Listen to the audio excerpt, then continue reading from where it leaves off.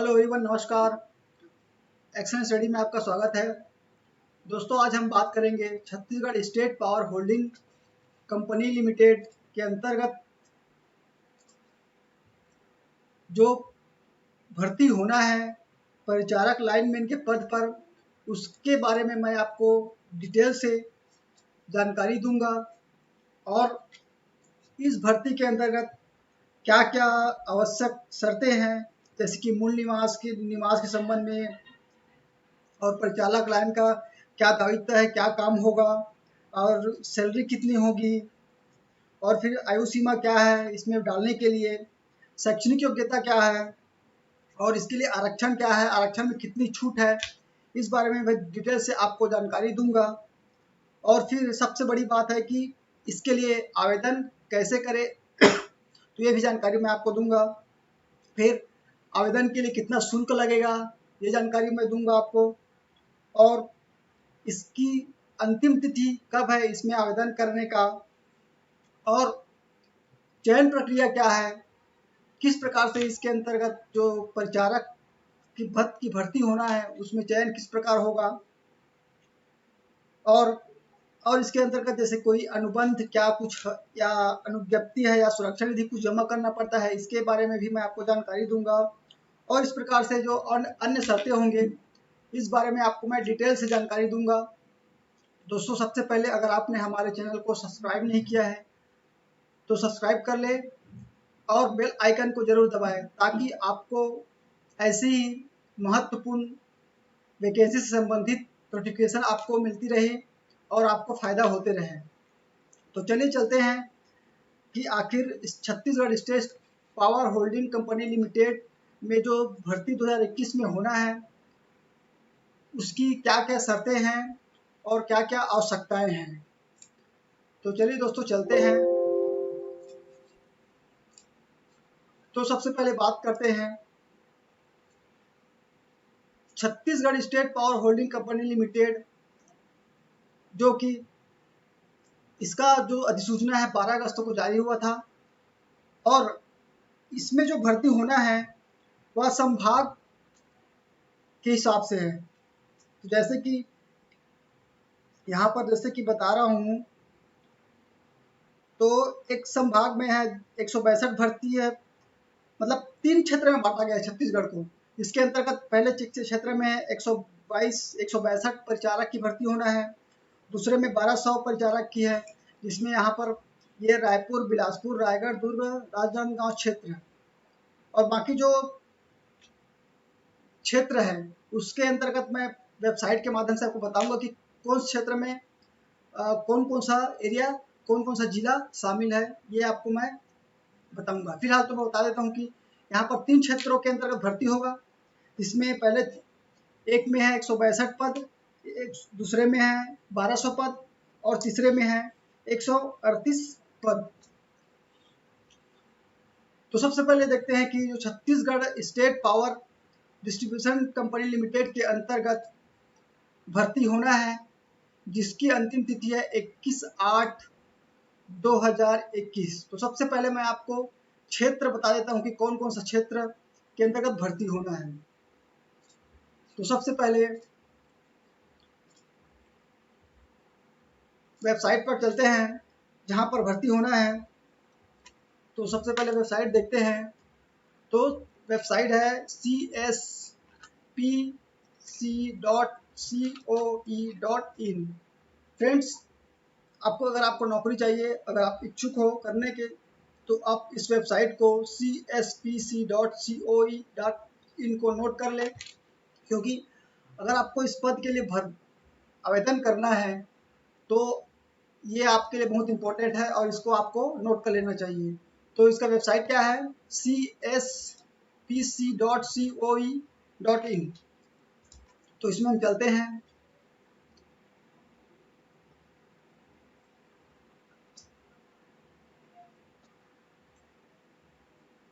तो ये देखिए, हमने वेबसाइट खोला, उसके बाद छत्तीसगढ़ स्टेट पावर कंपनी इसका वेबसाइट आ गया। अब देखेंगे कि वेबसाइट में जाने के बाद हमें कहाँ पर जा करके आवेदन करना है और कौन से क्षेत्र में कितना पद की भर्ती होना है। तो यहाँ पर देखिए राइट साइड में देखिए online bill payment, consumer login, consumer registration, use of call centres and recruitment, E bidding. तो यहाँ पर आपको अगर इस परिचालक के पद की जानकारी लेना है तो यहाँ पर आपको रिक्रूटमेंट पे क्लिक करना होगा, चाहे आप लैपटॉप से या कंप्यूटर से करें या फिर मोबाइल से करें, तो रिक्रूटमेंट पे आपको जाकर क्लिक करना पड़ेगा। अब यहाँ पर मैं बता दूं कि ये इसका वेबसाइट है पूरी तरह से जिसके तहत इसका भर्ती होना है, यानी कि Chhattisgarh state power holding company limited के तहत परिचालक के पदों में जो भर्ती होना है वो यहाँ पर आ गया है इसका वेबसाइट। फिर देखते हैं इसका डैशबोर्ड आ गया है। अब देखते हैं कि जो परिचालक की भर्ती होना है तो यहाँ पर देखिए पहले नंबर पर यहाँ पर लिखा है Chhattisgarh state power distribution company limited के अंतर्गत रायपुर, बिलासपुर, रायगढ़, दुर्ग, राजनांदगांव क्षेत्र के लिए परिचालक के पद पर भर्ती। फिर है दूसरा है जगदलपुर क्षेत्र के लिए बस्तर संभाग के अंतर्गत परिचालक की भर्ती। फिर तीसरा है अंबिकापुर क्षेत्र के लिए सरगुजा संभाग के अंतर्गत परिचालक की भर्ती। यानी कि टोटल इसमें जितना भी भर्ती हो रहा है वो 3 क्षेत्रों के अंतर्गत होगा।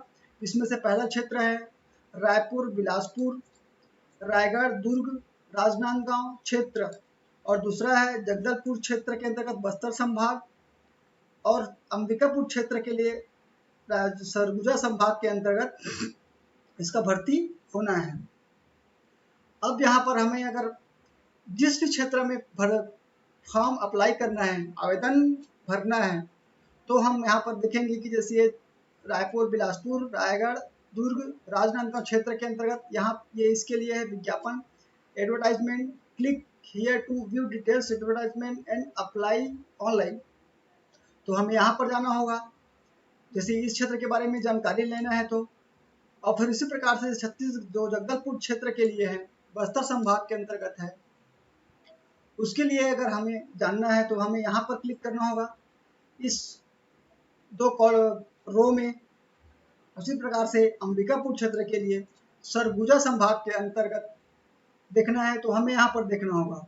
तो देखते हैं, चलिए हम रायपुर, बिलासपुर, रायगढ़, दुर्ग, राजनांदगांव क्षेत्र के अंतर्गत देखते हैं एडवर्टाइजमेंट, और इसके लिए और अप्लाई करना है तो ऑनलाइन में आना पड़ेगा। तो सबसे पहले हम एडवर्टाइज में देखते हैं कि क्या है इसके अंतर्गत।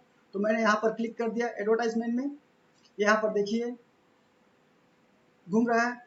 तो दोस्तों ये मेरे में पहले से ही डाउनलोड है, तो मैं आपका इस डायरेक्ट जो रायपुर, बिलासपुर, रायगढ़, दुर्ग, राजनांदगांव क्षेत्र के अंतर्गत जो भी डिटेल्स हैं, पद की संख्या है, इसमें बाकी सब तो सेम ही है। जो Chhattisgarh state power distribution company limited के अंतर्गत जो जितने भी भर्ती होना है, जो चयन प्रक्रिया है जो है, वो सब सेम ही है, लगभग सेम है। सिर्फ इसमें डिफरेंट ये होगा क्षेत्र के हिसाब से कि कम ज़्यादा जो पदों की संख्या है वो हो सकती है। तो यहाँ पर देखते हैं, यहाँ पर डाउनलोड हो गया है और मैंने पहले से ही ये करके रखा हूँ। तो यहाँ पर देखते हैं, तो हम देखते हैं जो रायपुर, बिलासपुर, राजनांदगांव, दुर्ग और राजनांदगांव क्षेत्र के अंतर्गत जो भर्ती होना है। तो आपको जैसे पता है कि आपको 21/8 से इसका ऑनलाइन आवेदन स्टार्ट हो गया है। तो दोस्तों अगर जिनको पता नहीं है वो अच्छे से या जो मेरा वीडियो है इसको देखें, ध्यान से देखें, और आवश्यकता हो तो नोट करके रखें। अब मैं यहाँ पर बताने जा रहा हूँ कि इसके लिए क्या क्या मूलभूत आवश्यकताएं इंपॉर्टेंट है। तो देखते हैं, तो यहाँ पर जैसे कि देख रहे हैं कि रायपुर, बिलासपुर, राजनांदगांव, दुर्ग क्षेत्र के अंतर्गत जो है भर्ती होना है वह संविदा के पद पर होगा। याद रखना, रेगुलर नहीं है, नियमित नहीं होगा, ये संविदा के पद पर होगा, जिसके अनुसार यहाँ पर जो परिचालक के सीधी भर्ती के बैकलॉग सहित प्रवर्गवार पदों का विवरण दिया हुआ है, जहाँ पर आपको अनारक्षित है जिसके तहत 609 पदों पर भर्ती होना है, और अनुसूचित जाति यानी कि SC जिसके अंतर्गत 162 पदों की स्वीकृति है के लिए आवेदन मांगे हैं। और फिर है अनुसूचित जनजाति यानी कि एसटी, उसके अंतर्गत है 249। फिर ओबीसी यानी कि अन्य पिछड़ा वर्ग के अंतर्गत 170, यानी कि टोटल जो है रायपुर, बिलासपुर, रायगढ़, दुर्ग, राजनांदगांव के क्षेत्र के अंतर्गत टोटल 1200 पदों पर भर्ती होना है। और यह टोटल 1200 की जो भर्ती होना है वह कैटेगरी वाइज ये आप यहाँ पर देख सकते हैं। और आप जिस कैटेगरी में आते हैं आप नोट कर लो कि किस में कितना पद है और आपको किस में भरना है। वैसे अनारक्षित में एसटी, एससी, एसटी, ओबीसी तीनों लोग इसमें भर सकते हैं, लेकिन ओबीसी वाला ना तो इसमें भर सकता है ना तो इसमें भर सकता है। तो अब देखते हैं कि इसके लिए निर्धारित योग्यता प्रवर्गवार क्या है। तो सबसे पहला तो पॉइंट है कि मूल निवासी, यानी कि जो आवेदक है वह छत्तीसगढ़ राज्य का मूल निवासी होना जरूरी है। अगर वह एमपी से है या भारत के किसी भी राज्य से है तो वह इसके लिए आवेदन नहीं कर सकता है। फिर है दूसरा, परिचारक लाइन के पद का दायित्व। दायित्व मतलब आपका क्या काम, आपको क्या करना होगा। तो यहाँ पर देखो दिया गया है,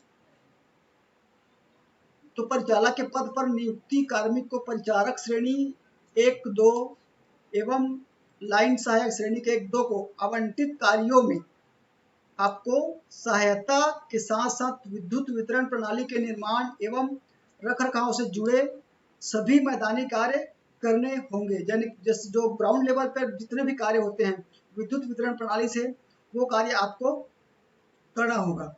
और यहाँ पर देखिए कि यहाँ पर जो है शारीरिक श्रम की भी आवश्यकता होगी, यानी कि आपको फिजिकली वर्क करना पड़ेगा। इसकी सीढ़ी या अन्य सामान एक स्थान से दूसरे स्थान ले जाना पड़ेगा।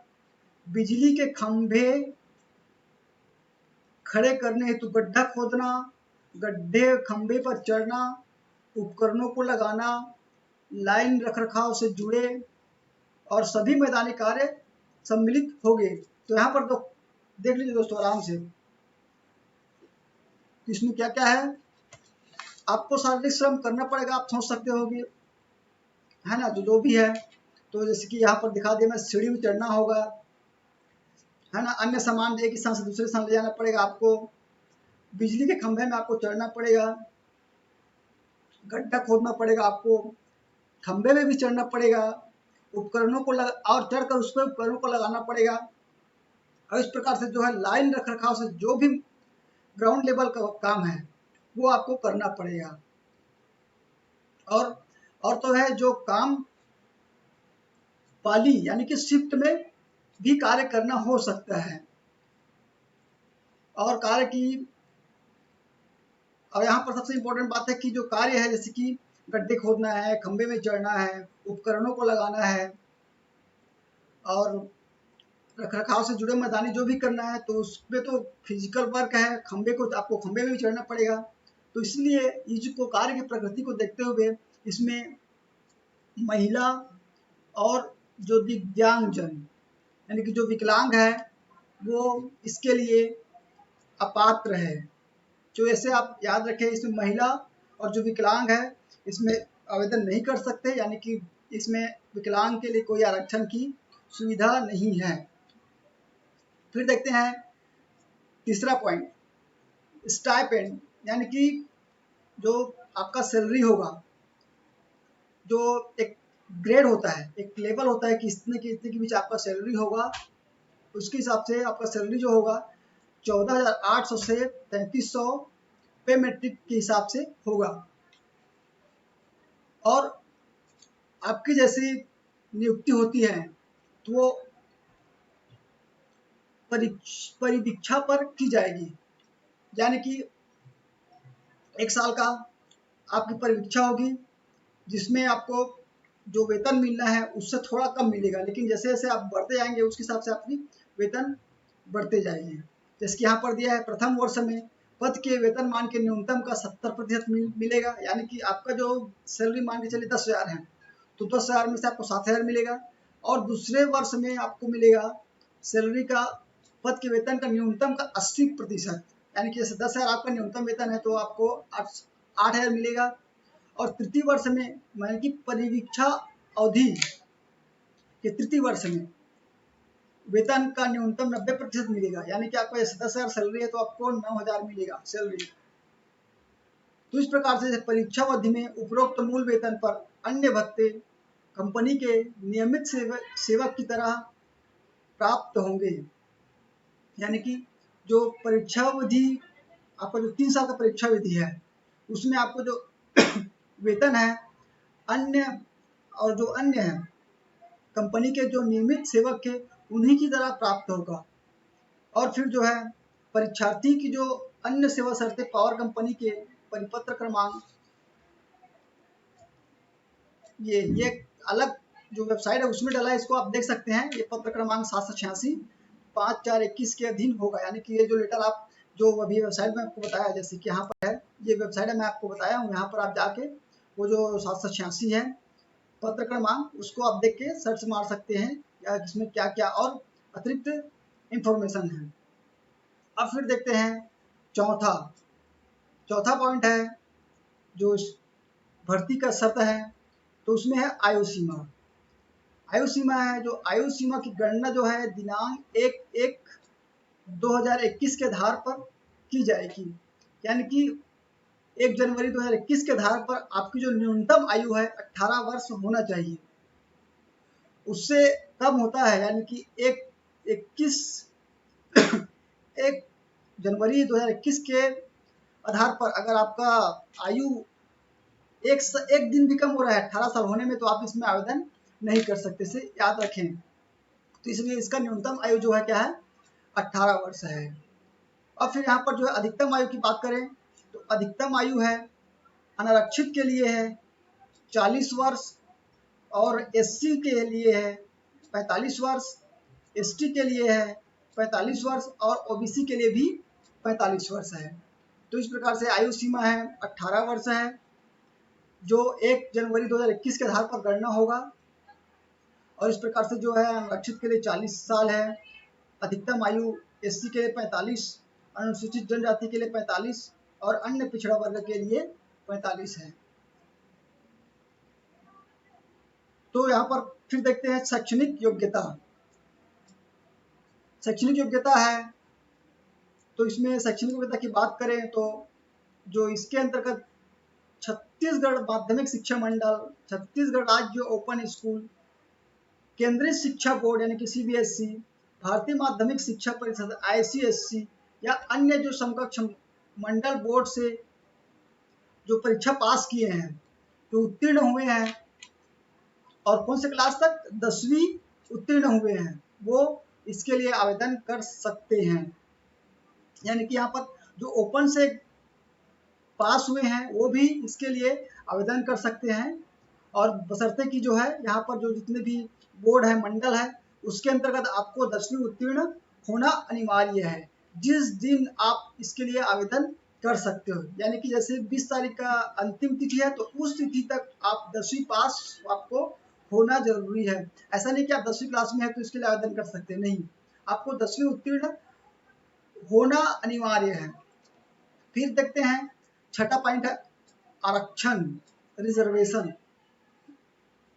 तो जो आरक्षण है तो यहाँ पर जो ज्ञापन क्रमांक है में निहित शर्तों के अनुसार निर्धारित प्रारूप में शपथ पत्र प्रस्तुत करना होगा। यानी कि आप एसटी से हो, ओबीसी से हो या अन्य पिछड़ा वर्ग से हो तो आपको जो है निर्धारित यह जो पत्र क्रमांक है जो सामान्य प्रशासन जीएडी विभाग के है ना, पत्र क्रमांक ज्ञापन क्रमांक है F13/2006 अपरा 1/3 दिनांक 29/6/2013 में जो निहित शर्त है उसी के आधार पर आपको शपथ पत्र प्रस्तुत करना होगा कि मैं इस जो कास्ट से बिलोंग करता हूँ। फिर है भूतपूर्व सैनिकों के लिए आरक्षण का है, तो भूतपूर्व सैनिकों के लिए आरक्षण है तो भूतपूर्व सैनिक उम्मीदवारों को उनको भी आरक्षण है, लेकिन उन्हें जो है दस्तावेजों के सत्यापन के समय जो सेवा मुक्ति प्रमाण पत्र डिस्चार्ज सर्टिफिकेट प्रस्तुत करना अनिवार्य होगा। यानी कि आप सेना में अगर रहे होंगे तो आपको सेवा मुक्ति प्रमाण पत्र या डिस्चार्ज सर्टिफिकेट आपको प्रस्तुत करना होगा। कब? दस्तावेजों के सत्यापन के समय। फिर है, अब सबसे इम्पोर्टेंट बात है कि आवेदन कैसे करें। तो आवेदन करने के लिए यहाँ पर जैसे कि मैंने बताया है कि कहाँ पर इसका वेबसाइट में जा करके अपने को करना है। तो भर्ती हेतु आवेदन करने के लिए ये जो वेबसाइट है cspc.co.in पर आपको जाना होगा और यहीं से आपको आवेदन कर सकते हो। और याद रखना कि आपको आवेदन यहीं से ही करना है, ऑनलाइन करना है। ऐसा नहीं कि आप जो छत्तीसगढ़ स्टेट पावर जो कंपनी है उसके पता में आप कोई सा भी आवेदन भर के भेज देंगे कि मेरे को ऐसा ऐसा मैं करना चाहता हूँ या है वो है, तो वो स्वीकार नहीं किए जाएंगे। तो इसलिए याद रखना आवेदन जो है केवल ऑनलाइन ही स्वीकार किए जाएंगे और इसकी वेबसाइट है cspc.co.in। अब देखते हैं कि इसके लिए आवेदन शुल्क क्या होगा। तो यहाँ पर जो है अनारक्षित और अन्य पिछड़ा वर्ग यानी कि ओबीसी के लिए 300 रुपये है आवेदन, 300 रुपये। और एससी एसटी के उम्मीदवारों के लिए 200 रुपये आवेदन शुल्क है। और यह जो आवेदन शुल्क है आप भुगतान क्रेडिट कार्ड या debit card, net banking, UPI या उपलब्ध कराए अन्य डिजिटल माध्यम से आप आवेदन करने के दौरान कर सकते हैं। और याद रखें कि यह जो आवेदन शुल्क है वह किसी भी स्थिति में वापस नहीं किया जाएगा। इसलिए अगर आपने जल्दबाजी में आवेदन कर दिए, फिर आपको लगता है कि अरे यार मेरे को इसमें नहीं करना चाहिए था, बहुत हार्ड काम है या जो भी है, तो फिर आप सोचोगे कि मेरे को जो शुल्क मैं जमा किया था 300 रुपया 200 रुपया वो मिल जाएगा करके, तो ये किसी भी स्थिति में वापस नहीं होगा। यानी कि आपका ये डूब जाएगा। अगर आवेदन कर लिए हो तो जो भी इसका प्रक्रिया है वो कर ही लो या तो नहीं करो, अच्छे सोच समझ के ही इसके लिए आवेदन जो करो और जो शुल्क है वो करो। अब देखते हैं 9वां पॉइंट है, तो आवेदन प्रस्तुत करने का अंतिम दिनांक क्या है। तो इसका अंतिम दिनांक है 20/9/21 और कब? रात्रि 11:49 तक यानी कि 20 तारीख को अब 12 बजने के रात 12 बजने के 1 मिनट पहले तक आवेदन इसमें कर सकते हो। अब देखते हैं, सामने सबने देख लिया किसकी योग्य शैक्षणिक योग्यता क्या है, आरक्षण क्या है, आवेदन कैसे करना है, आवेदन शुल्क क्या है, अंतिम तिथि क्या है। अब देखते हैं कि भैया इसमें चयन कैसे होगा। तो चयन प्रक्रिया देखते हैं। तो यहाँ पर जो चयन प्रक्रिया है, परिचारक के पदों के लिए प्राप्त ऑनलाइन आवेदन पत्रों के अनुसार उम्मीदवारों के कक्षा 10वीं में प्राप्त कुल अंकों के 70% अंक प्रदान किए जाएंगे। यानी कि जैसे कि आपका 10वीं में है, मान के चलिए 80% है, 10वीं में आप 80% आप लाए हैं, तो जो उसके प्राप्तांक का 70% प्रदान किए जाएंगे। यानी कि अगर मैं देखूं तो 80 करके देखिए, 80% में आप 80% का 70% निकालिए करके देखिए आप, मैं देखता हूँ तो 70 ये यानी कि 56% आपको मिलेंगे। यानी कि 80% आज जैसे आपकी 10वीं में प्रतिशत है ना, तो उसका अगर 70% कर दोगे तो फिर आपको मिलेगा 56% मिलेंगे। फिर है, यानी कि इसके लिए 10वीं में आपका जितना ज़्यादा परसेंट है वो उतने ही आपके लिए फ़ायदेमंद है।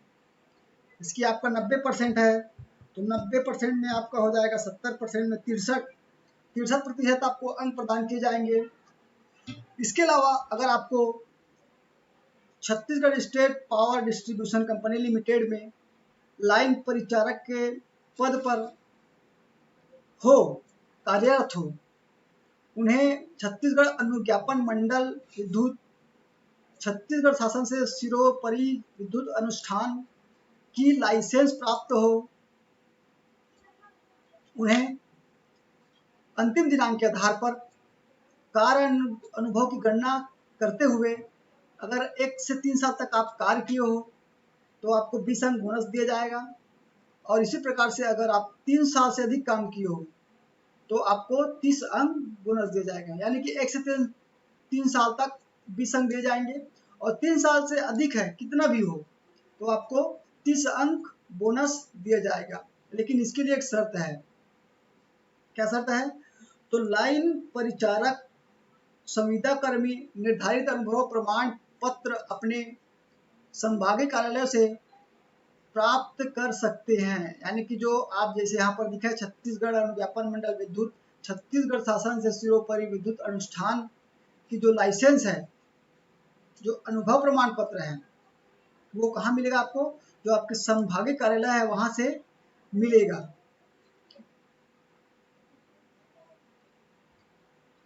फिर इस प्रकार से देखिए, ये तो हो गया आप अनुभव की बात। चयन प्रक्रिया में है जो आपका प्राप्तांक है उसका कितना आपको मिलेगा, और फिर जो अनुभव है आपका, तो यहाँ पर जैसे मैं आपको बता दूं कि जैसे यहाँ पर दिया हुआ है ये कुल अंकों के प्रतिशत का 70% अंक। तो जैसे कि मैं आपको, अगर आपने नोट डाउन नहीं किया तो मैं आपको बता देता हूँ।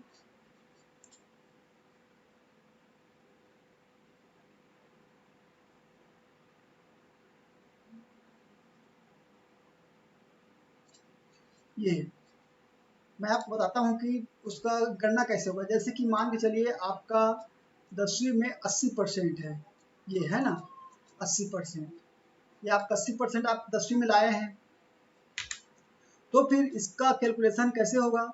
जो भर्ती प्रक्रिया उसके अंतर्गत, तो ये हो गया आपका 80% गुना 70%, जो 70/100, ये हो गया, ये हो गया, ये आपका 0 कर दिया, ये 0 कर दिया, और 7 अट्ठे 56, ये इस प्रकार से आपको जो है 56% अंक मिलेगा।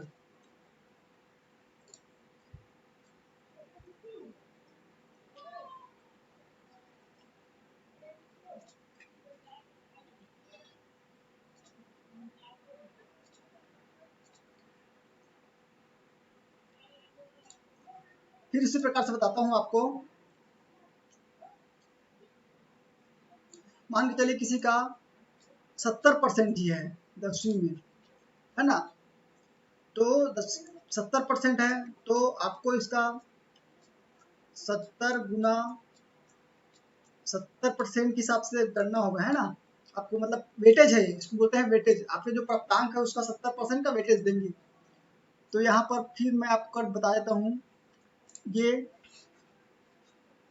यहाँ पर ये 0 कट गया, एक 0 कट गया, एक 0 कट गया, एक 0 कट गया, तो ये सती सती ये 49, यानी कि आपको 70% आपका 10वीं में अगर प्राप्तांक है तो उसका वेटेज कितना होगा इस भर्ती के लिए? 70% के हिसाब से 49% आपको मिलेगा। आई होप आपको समझ आ गया होगा कि इसमें जो अंक जो प्रदान किए जाएंगे वो किस प्रकार प्रदान किए जाएंगे।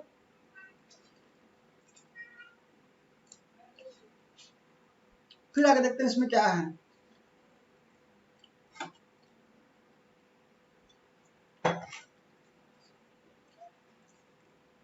इसी में है तीसरा पॉइंट, चयन जो चयन प्रक्रिया है।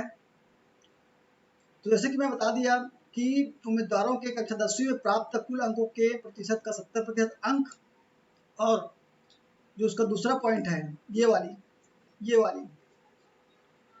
में अनुभव के बोनस अंक योग के आधार पर एक प्रावीण्य सूची बनाया जाएगा, और फिर जितना भी उसमें प्रावीण्य सूची में जो जितने भी अभ्यर्थी होंगे, जितने भी क्या बोलते हैं आवेदक होंगे, उस संख्या के जो 3 गुना उम्मीदवारों को, है ना, जो जो प्रावीण्य सूची में जितने भी अभ्यर्थी होंगे और फिर जो पद हैं, जैसे कि यहाँ पर विज्ञापित पदों की प्रवर्गवार संख्या के 3 गुना उम्मीदवारों को दस्तावेज के सत्यापन एवं शारीरिक दक्षता परीक्षा के लिए बुलाया जाएगा। यानी कि मैं आपको यहाँ पर फिर बता देता हूँ,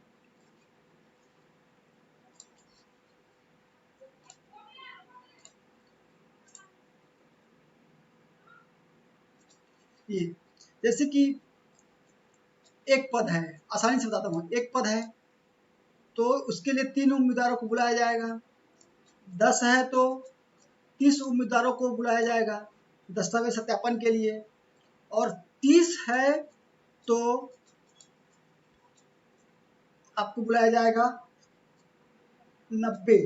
यानी कि एक पद के लिए आप 3 जने को साक्षात्कार के लिए बुलाया जाएगा।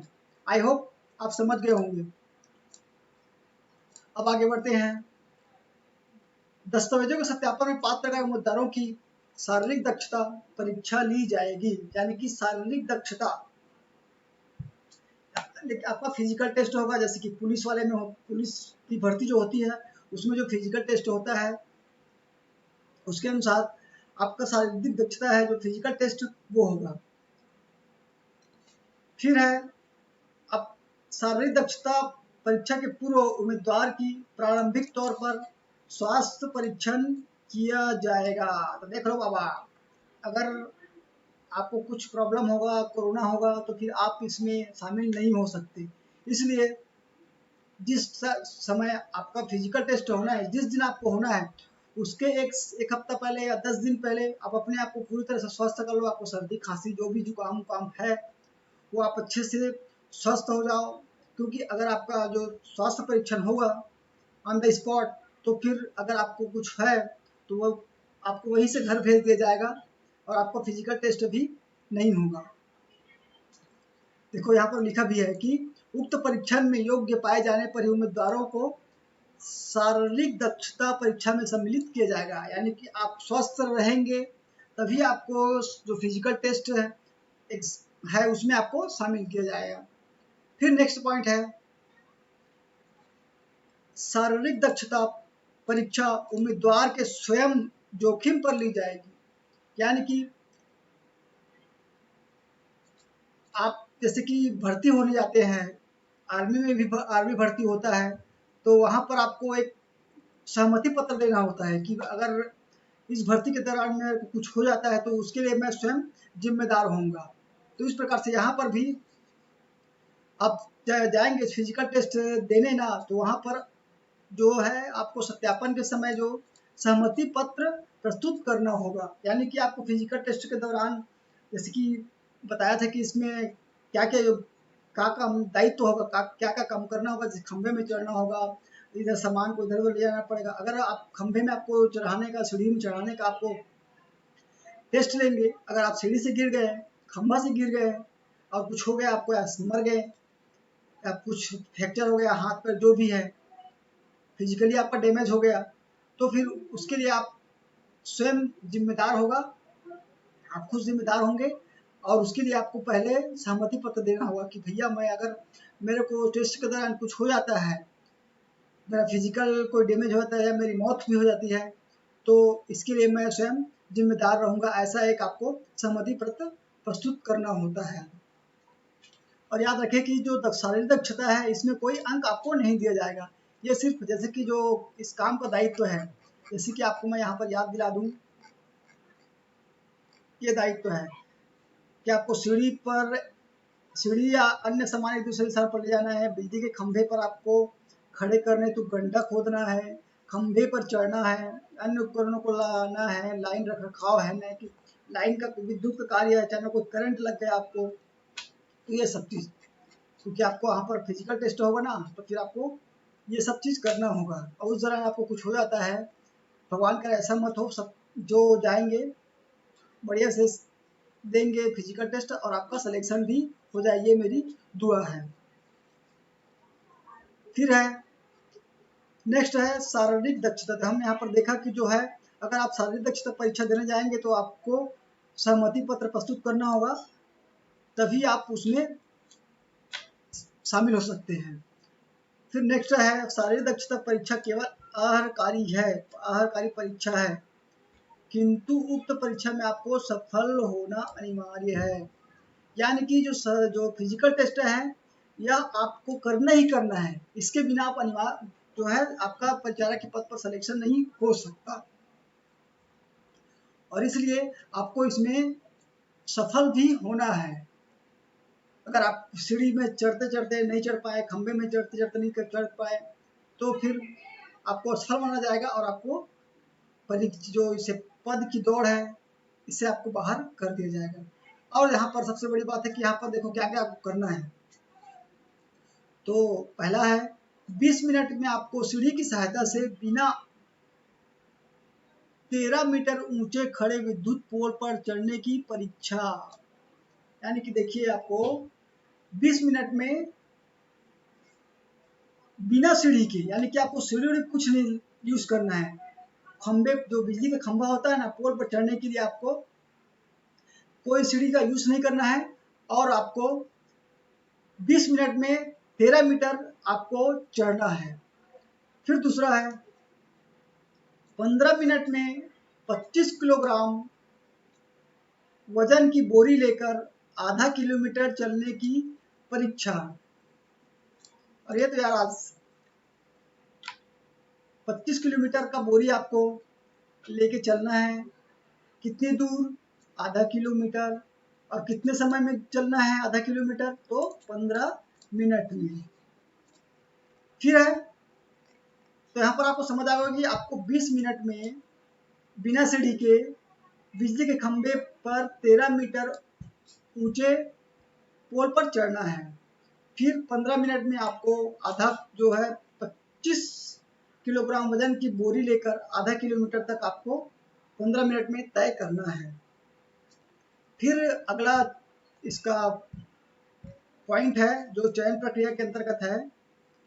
तो शारीरिक दक्षता परीक्षा में उम्मीदवारों की उपयुक्त पैरा 10(3) के उल्लेखानुसार प्रावीण्य सूची निर्मित की जाएगी। यानी कि जो दिखाया गया है जो दक्षता है यहाँ पर, जैसे ये आपका 10(3), ये यहाँ पर ये इसके आधार पर जो है आपको होगा तो सूची तैयार की जाएगी। और जो यह जो प्रावीण्य सूची है, छत्तीसगढ़ शासन के जो आरक्षण का जो रोस्टर है उनके अनुसार विज्ञापित पदों की पूर्ति की जाएगी, यानी कि भर्ती की जाएगी। और अंक जो है प्रतिशत की गणना दशमलव के बाद अंकों तक की जाएगी। ये इसको आप आराम देख सकते हैं, ज़्यादा इम्पोर्टेंट भी नहीं है। हाँ, यहाँ पर एक और है कि अंक प्रतिशत समान होने की स्थिति में उम्मीदवारों के जन्म दिनांक के आधार पर वरिष्ठ उम्मीदवार का नाम वरीयता क्रम में ऊपर रखा जाएगा। यानी कि दो कैंडिडेट हैं, दो अभ्यर्थी हैं, और दोनों का अंक मान के चलिए 56-56 हो रहा है। तो 56-56 हो रहा है, उस स्थिति में क्या होगा, तो अगर एक का जन्म जनवरी में हुआ है, जनवरी 1990 मान के चलिए, जनवरी 1990 में हुआ उनका जन्म, और जो दूसरा कैंडिडेट है, दोनों का समान है ना, जिनका हुआ है या तो फरवरी में हुआ है, फरवरी 1990 में, तो यहाँ पर जो है जो जनवरी 2019 में जन्म लिया है उन्हें वरीयता क्रम में रखा जाएगा। यानी कि जो पहले जन्म लिया होगा उन्हें वरीयता क्रम में बाद में जन्म देने वाले से ऊपर रखा जाएगा, समान प्रतिशत सम होने पर, इसे याद रखें। फिर है अंक प्रतिशत एवं जन्म दिनांक समान होने की स्थिति में उम्मीदवारों के नाम के अंग्रेजी के प्रथम अक्षर के आधार पर अंग्रेजी वर्णमाला के क्रम में उम्मीदवारों की वरीयता निर्धारित की जाएगी। यानी कि अब देखिए अंक भी समान हो गया और जन्मदिन भी समान हो गया। अब दोनों जनवरी में 26 जनवरी को दोनों जन्म ले लिए, अब अंक भी समान हो गए 56-56, तो क्या होगा, तो उस स्थिति में जो उम्मीदवार है उनका जो अंग्रेजी अक्षर है, जैसे कि अंग्रेजी में 56 अक्षर होता है, सॉरी 26 अक्षर होता है, ABCDEFG, तो जो अंग्रेजी को नाम के अंग्रेजी के जो प्रथम अक्षर है, यानी कि जैसे कि दो उम्मीदवारों में से एक का नाम राहुल है, एक का नाम है महेश है, तो महेश पहले आता है कि राहुल आर पहले आता है, एम पहले आता है महेश का या राहुल का आर पहले आता है, तो एम पहले आएगा, तो एम वाले को वरीयता क्रम में स्थान दिया जाएगा। आई होप ये जो पॉइंट है समझ आ गया होगा। अगर आपको समझ नहीं आया होगा तो आप इसे और बार बार सुन सकते हैं। तो यहाँ पर आसानी से मैं बताना चाहूँगा कि अगर जो अंक है समान हो जाएंगे किसी भी दो अभ्यर्थी का, 2, 3, 4 जितना भी हो सकता है, 2, 3, 4, 5 हो सकता है, इसमें कोई दिक्कत वाली बात नहीं है ना, इसमें कोई टेंशन वाली बात नहीं है। लेकिन जो है 2-3 उनके जन्म के आधार पर उनका लिस्ट बनाया जाएगा। जैसे दो कोई 1990 में जन्म लिया है तो, और उसके बाद 296 में जन्म लिया है या 97 में जन्म लिया है, तो जो 1990 पहले आएगा, उसके बाद 96 में है उसके पहले नीचे आएगा, उसके बाद जो 97 वो इसके पहले आएगा। अब इस आधार पर हो गया।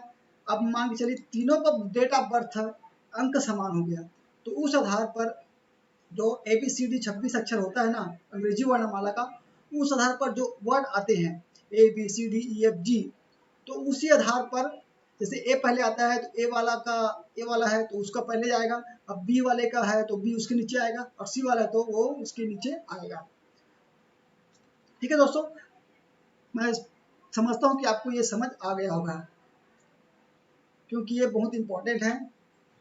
फिर देखते हैं 11वां पॉइंट, अनुबंध एवं सुरक्षा निधि। तो देखते हैं कि जो लाइन पद के लिए अगर उनका सिलेक्शन होता है तो उनके साथ क्या क्या अनुबंध होगा और उन्हें कितनी सुरक्षा निधि देनी होगी। तो परिचालक के पद पर जो चयनित उम्मीदवार हैं उनकी नियुक्ति परीक्षा विधि पर तो की जाएगी, जैसे 3 साल की परीक्षा विधि रहेगी, और उस नियुक्ति पर परीक्षा परीक्षार्थी द्वारा पावर कंपनी के साथ 4 वर्षों के लिए अनुबंध किया जाएगा। देखिए यहाँ पर कितना वर्षों का, 4 वर्षों के लिए अनुबंध किया जाएगा। और जो अनुबंध होगा उसकी राशि क्या है, तो उसकी राशि है 50,000 रुपये, यानी कि सुरक्षा निधि के रूप में आपको जमा करना होगा। आपका जब सिलेक्शन होता है, आपको जो नियुक्ति होती है, तो उसके लिए आपको 4 वर्षों के लिए आपको अनुबंध निष्पादित किया जाएगा, आपके साथ अनुबंध किया जाएगा, एग्रीमेंट किया जाएगा। फिर और आपको 50,000 रुपये सुरक्षा निधि भी जमा करना होगा, तो इसे याद रखें। ये जो मेन पॉइंट मैं जो बता रहा हूँ ना, इसको आप एक कॉपी में नोट कर ले, ताकि इससे अगर आपको सहमत हो तो आप भर सकते हो, नहीं भर सकते हो। इसलिए जो है मैं आपको जो मेन पॉइंट है वो बता रहा हूँ, और उसको नोट भी कर लें। फिर आपको एकदम कोई सा जो विज्ञापन का वो पढ़ना नहीं पड़ेगा। फिर है अनुबंध अवधि समाप्ति के पश्चात सुरक्षा निधि वापस कर दी जाएगी, यानी कि तो 4 वर्षों का जो अनुबंध यहाँ पर बताए गए हैं ना, 4 वर्ष के बाद आपकी जो पैसा आप जमा करोगे 50,000 रुपये, वो आपको दे दी जाएगी। यानी कि देखिए यहाँ पर भी कंपनी जो है फायदे में है। कैसे? आप 50,000 रुपये जमा कर रहे हो, कितने साल के लिए? 4 वर्षों के लिए।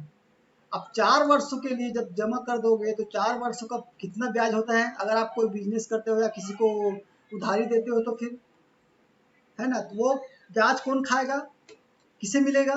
कंपनी को मिलेगी, सरकार को मिलेगी। और आपको